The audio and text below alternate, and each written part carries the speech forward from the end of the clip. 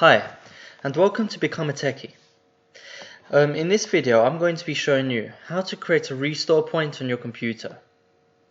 Now, the purpose of a restore point is for you to be able to create a backup of your computer's current state.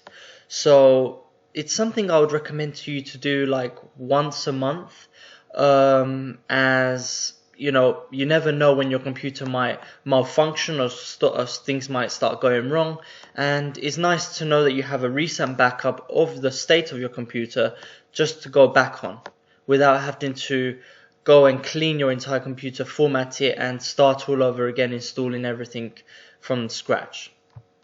So here are the steps to create a restore point. Click on Start, type Create, and you will see a Create a Restore Point option appears, and if it doesn't, just keep typing. Now you will click on Create and give it a name.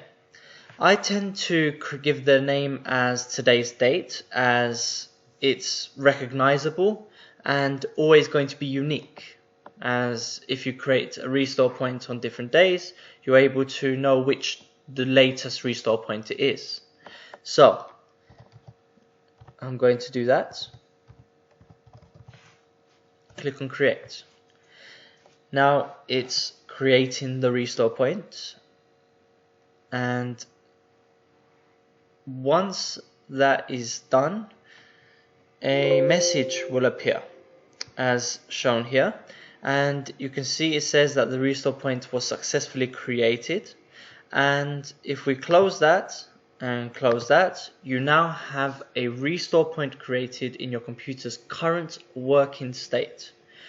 So keep an eye out in the future for the future tutorials and videos with Become a Techie, as I will be showing you how you can restore your computer using the restore point you just created. Thank you very much and take care.